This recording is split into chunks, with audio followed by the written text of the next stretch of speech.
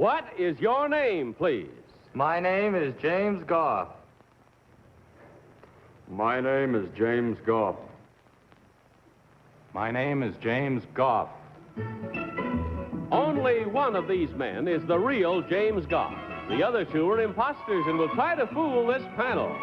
Tom Poston, Phyllis Newman, Henry Morgan, and Kitty Carlisle. On to Tell the Truth with your host, Bud Collyer.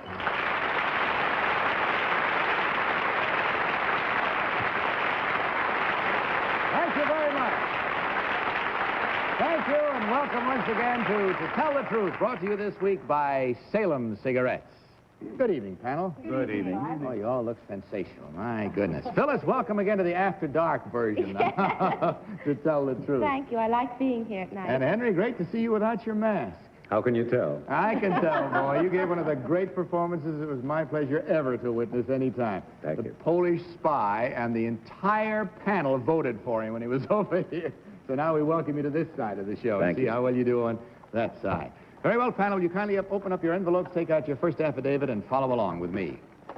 I, James Goff, am a sergeant in the Fife and Drum Corps of the Old Guard, which is more officially known as the 1st Battle Group of the 3rd Infantry of the United States Army.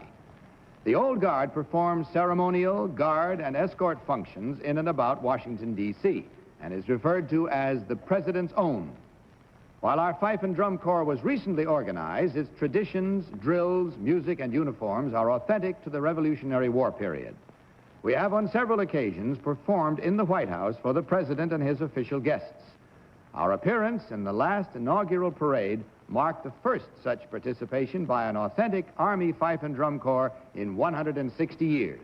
Signed, James Goff.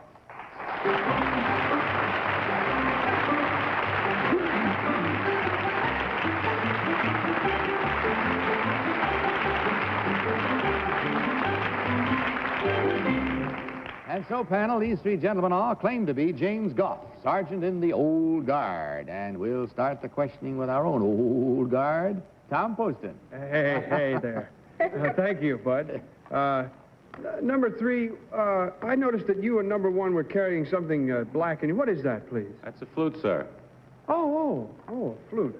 Number 1, what is somebody that plays a flute called? Flutist. Thank you. Thank you. Let me see. Number 2, who wrote Yankee Doodle? I don't believe I could tell you. Well, I'm going to get into a little area that I want. Number 3, there were a lot of uniforms in the Revolutionary War. How do you know which one is official? You no longer do know, because most of the records were lost in the fire in 1812 during the war. Number 2, how come you're in a red coat? If Paul Revere saw you, Daddy, it'd be too bad. Well, as I understand it, the custom in those days were for the musicians to wear the facing colors of the regiment. Thank you. Phyllis. Thank you, Bud. Number 3, how many holes are there in a fife? I miscalled the instrument I'm holding. It is a fife, and there are 7 holes in it, and the flute has 21 holes in it. I'm sorry I made that mistake. Oh, thank you. Number 2, could you tell me when this was originally organized? What was originally organized? This Fife and Drum Corps, the dates, the The year. latter part of March in 1960, I believe. The 28th, I believe. And number 1, could you tell me the dates during the Revolutionary period when this original group was organized? I believe it was around 1774. Thank you. Number 3, what other... Excuse me. Henry. Number 3, you do so good there on the holes. I was wondering... How long have you been a sergeant? I've been a sergeant for 12 years, sir. Why? Well, because I haven't been always so good on the holes, for one reason.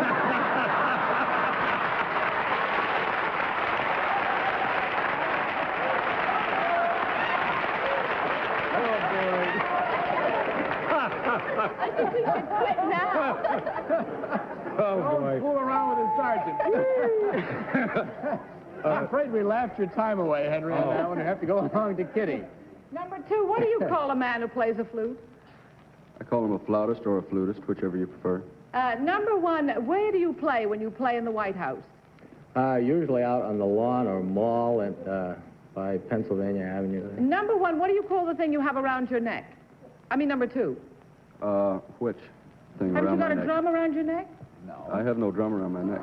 Somebody was playing a It drum. was up there. Oh, what do you call the drum you were playing?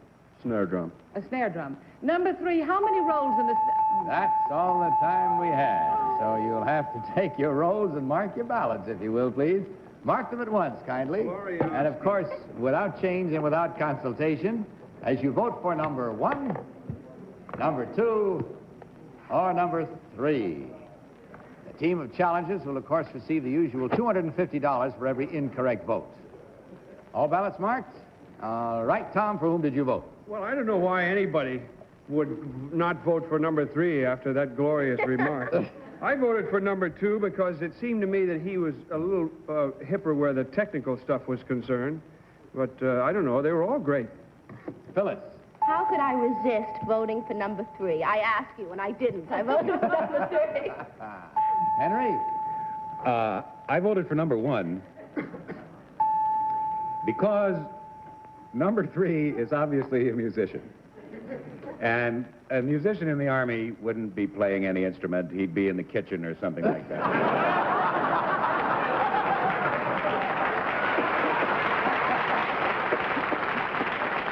right, Peter, what is your choice? I voted for number 2 because he said that a flute player is called a flautist, which I believe is true. And I believe number 3 is too smart to have been a sergeant for 12 years. Fife and drum corps or no, so I voted for number 2. All right, it's split high, wide, and handsome, and that's good. 2 for 2, 1 for 3, and 1 for 1. Let's find out right now which is which and who's telling the truth as we learn which of these gentlemen actually is a sergeant of the old guard. So will the real James Goff please stand up?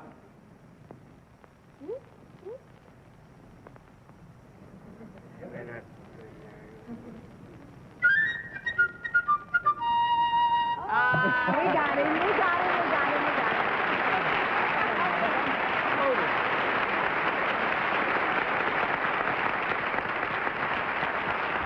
Well, I must say you did well. That split it up good and made it fun for everybody concerned. Number 1, what is your real name? Tell us a little something about yourself, if you will. I come from West Acton, Massachusetts, and my name is Paul Revere.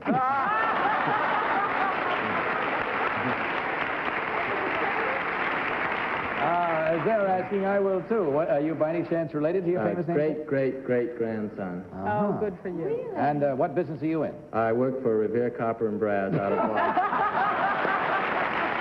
Wouldn't you know? All right, number 3, you got a vote. May I have your name and what you do, please, sir? Well, I write advertising for the brokerage firm of Merrill Lynch, Pierce, Fenner, and Smith, and my name is John Adams.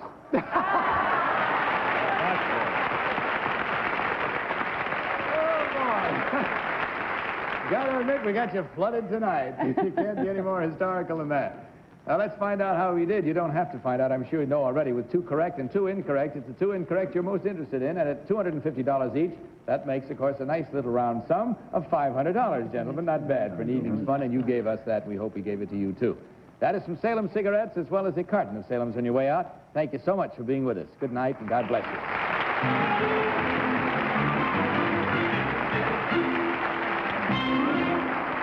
Incidentally, the Fife and Drum Corps of the Old Guard will be performing the Prelude to Taps as part of the celebration of the National Cherry Blossom Festival in Washington, D.C., and the public is invited to attend. Next time you grow winter weary, try this gentle reminder of springtime. Very well, panel, let's meet our next team of challengers.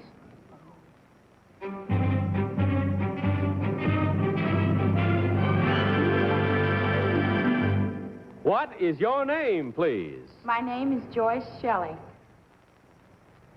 My name is Joyce Shelly. My name is Joyce Shelly. You follow along with your copies of this affidavit, panel. I, Joyce Shelly, am a champion cowgirl. I am an expert in barrel racing and goat tying. I earned my first trophy in rodeo competition at the age of 8. Since then, I have won over 60 different awards. Last year, I entered a competition with 18 other finalists from the United States and Canada, judged on appearance, personality, and horsemanship. I was crowned Miss Rodeo America for 1963. Signed, Joyce Shelly. Panel, these three young ladies all claim to be Joyce Shelly, Miss Rodeo America 1963. And let's start this cross-examination with our visiting ranch hand from I've Got a Secret, Henry Morgan. Henry? Number 3, how do you pronounce R-O-D-E-O? Rodeo. Number 2, do you say it that way? Yes, Might as well finish it out. Number 1? that's right. Well, I was brought up to say rodeo, but I haven't won anything for it, so I suppose I'm wrong. Number 2, how do you tie a goat? With a pig and string. But what do you actually do? Well, you come out of the chute on your horse, and then you dismount. Then you throw the goat and tie the forelegs, back legs. Number 3, how do you throw the goat? You grab him by his legs, the front legs and the legs farthest away from you, and pull him under like this. Kitty? Number 1, were you in Calgary this summer during the stampede? No. Number 2, were you? No. Number 3, how do you barrel race? With wagons or on horses? Barrel race on horses. Barrel race on horses, not wagons. No. Do you go around the barrel? Yes. What is your best timing? 3 minutes. Number 2, what is your best timing? 18 seconds. Number 1, what is your best timing on goat tying? 16 seconds. Number 2? About 12 seconds. Number 3, does the goat smell? Yes. Number 2, do you hold your nose when you do it? No, ma'am. Do you stop breathing? No, ma'am. Tom? Number 1, what was Kitty talking about when she talked about that stampede in Calgary? It is a rodeo held in Canada. Number 1, what's your good time on barrel racing? Well, that would depend on the size of the arena. It's different then for each. What would be good time for a barrel racing event? 18 seconds. Number 1, what would men's time for barrel racing be? Men do not barrel race. Number 2, there are events that girls do that men don't do besides barrel racing. Do you know another one? Well, go time. Now, you said something before. Phyllis? Thank you. Number 3, could you tell me the markings of a pinto pony? The markings, he's brown and white. Uh-huh. Number 1, the markings of a palomino. Usually blonde. Oh, excuse me, I was asking number 1. It's all right. Number 1, what's the difference between an English and a Western saddle? An English saddle is flatter. A Western saddle is heavier. Number 3, do you agree with that? Yes, there are other differences. The Western saddle has a pommel, much wider. The English saddle is flat. Thank you. Number 2, could you tell me a couple of the rodeo towns that you've played, or that you've entered in competition? Salinas, California, Houston, Texas. Uh-huh. Number 3, when you... That's all we have time for. And whether you call it rodeo or rodeo, those who take part in it call it rodeo. So mark your ballots right now, and without change, and of course, no consultation, as you vote for number 1, number 2, or number 3. All ballots marked? Tom, what is your choice this time? I voted for number 1. For some reason, in the middle, I changed my mind and I was going to vote for number 2. Don't ask me why. I won't. Suddenly, as I was writing, I said, am I crazy? And Yes. voted for number 1. Phyllis? Well, you see, I voted the same way that Tom did, but I voted for her because she seemed uncommunicative, you know, and I think she knows all the answers and was just giving them out very preciously. So I voted for number 1. Huh? Henry? I voted for number 3. It had something to do with the timing around the barrels. I figure nobody's going to get around any barrels in 18 seconds. And Kitty, what is your choice? I voted for number 1. I thought her answers were awfully good, and once in a while when she answered, she looked off into space as if she were visualizing those rodeos. So I voted for number 1. So there we have it then. 3 for 1, almost unanimity, and 1 for 3. Let's check right now as we stare our own moment of truth in the face, and it stares right back at us. So we learn which one of these 3 young ladies actually is Miss Rodeo America for 1963. Will the real Joyce Shelly please stand up? Uh-oh.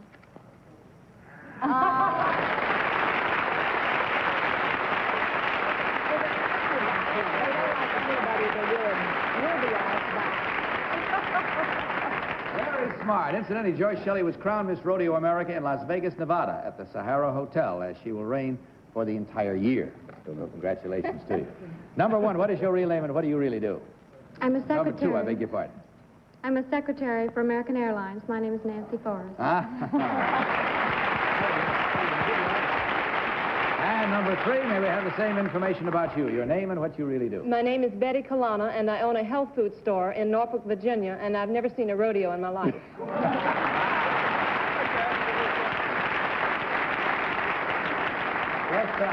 I'd like to ask a question. There are people who say rodeo. Who are they, Joyce? Dummies. Mostly Easterners. It is correct. Correct, But from a either Spanish way, standpoint. right. But out west and in the rodeos themselves, they call it rodeo, don't That's they? right. Thank you. So there, we put that to rest now. Checking the score, we find there was only one incorrect vote, and that's at $250, but I'm sure three ladies can always find what to do with $250. That is some Salem cigarettes as well as a carton of Salem's for each of you, and we thank you very much for brightening our evening. Goodbye, and God bless you.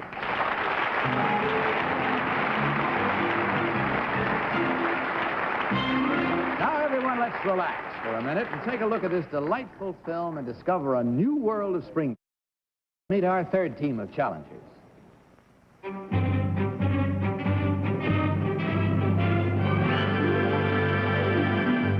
What is your name, please? My name is Patrick Hurley. My name is Patrick Hurley.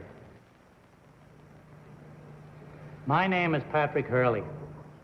Would you follow along with your copies of this affidavit, panel? I, Patrick Hurley, work for the New York City Transit Authority. The Transit Authority operates the 231 miles of subways which carry over 4.5 million passengers every working day. My particular job is to provide a service of which very few people are aware. I am the man to call if you should want to charter a subway train. We can make available to private parties a complete 10-car subway train for $150 or one single car for $15. Each car can accommodate 100 people. To commute to and from work in your own private subway car would cost $30 per day, but of course you could invite 99 friends to join you at no extra cost. Signed, Patrick Hurley.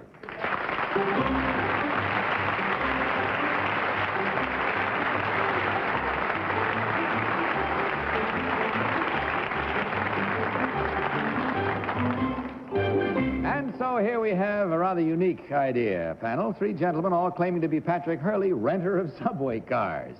And we'll start this one with the girl who stopped the show in the Broadway musical Subways Are for Sleeping. It sounds appropriate. Phyllis Newman. Thank you, Bud. Number two, could you name the subway lines that there are in New York City? The various subway Yes. systems? Well, you have the BMT, the IRT, the IND, Independent. Thank you. Number three, could you tell me where Van Cortlandt Park is? Van Cortlandt Park? Yes. 242nd Street and Broadway. Thank you. Number two, where is DeKalb Avenue? DeKalb Avenue is in Brooklyn.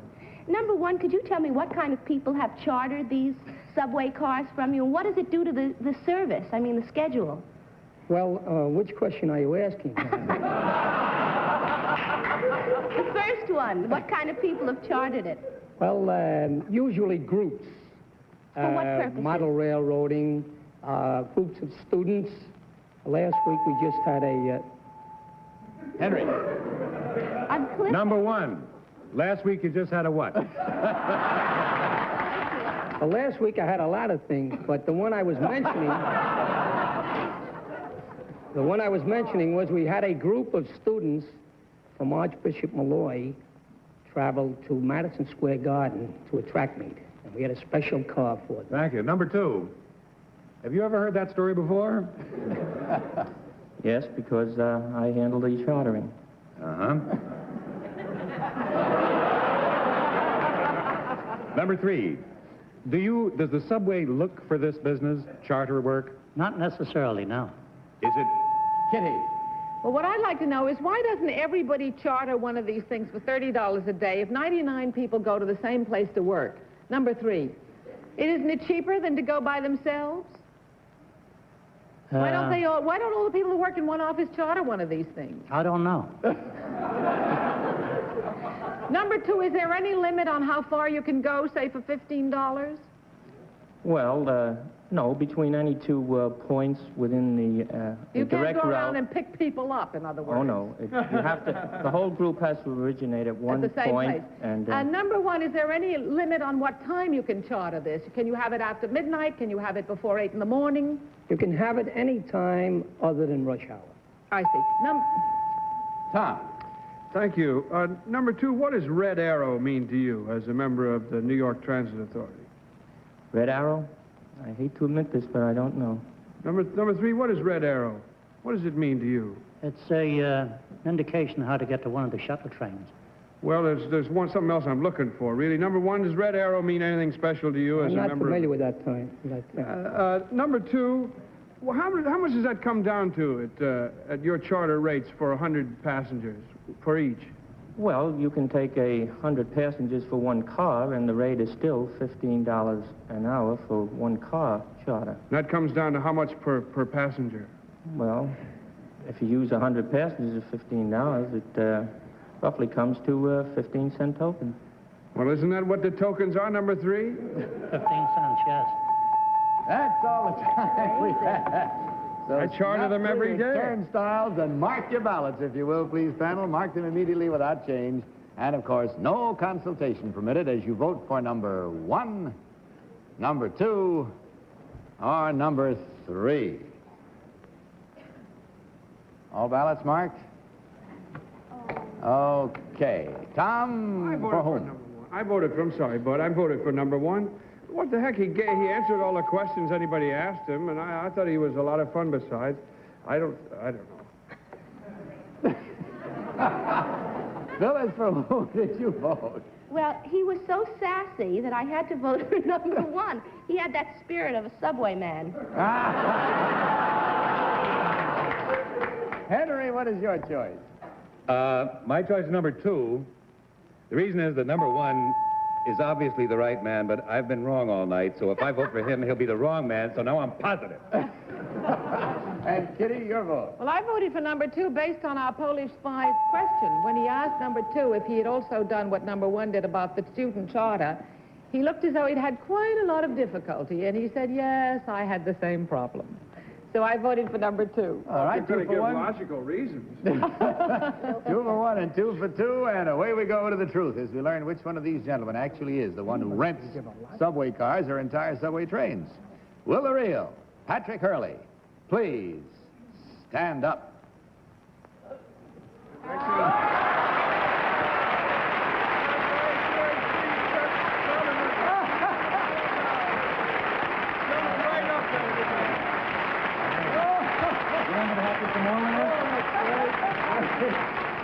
It was worth it even if he isn't Patrick Hurley. He said his name was a real brogue. We should have known. Count the entire panel. Number 1, what is your real name and what do you really do, sir? My name is Tom O'Neill, and I'm a United States Customs Inspector. And number 2, you got the other half of the votes. What's your real name and what do you do? My name is Tom Tolan. I own and operate a restaurant in New York City called JJ's Cellar. Henry's been there? Henry, you've been there, he tells me. You still didn't recognize him. Well, because it's a little dark in there, and I had an enormous welcome. Well, here we go to the final denouement here, gentlemen. $1,000 for you to take along with you. A lot of subway rides, that'll buy all of you. That is from Salem Cigarettes, of course, as is a carton of Salem's on your way out. And our thanks to you for being with us. Goodbye, and God bless you.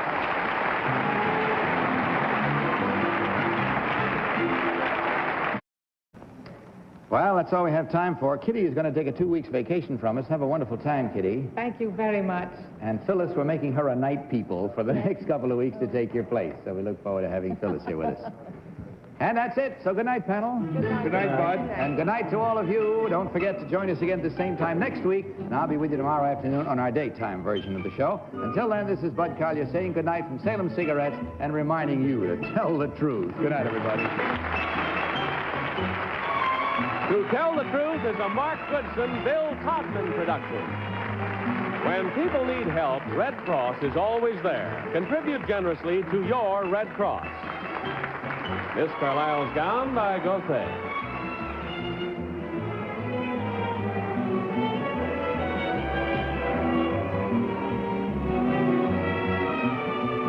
Tell the Truth has been brought to you by Salem, the cigarette that refreshes your taste. Johnny Olson speaking for To Tell the Truth. This program was pre-recorded.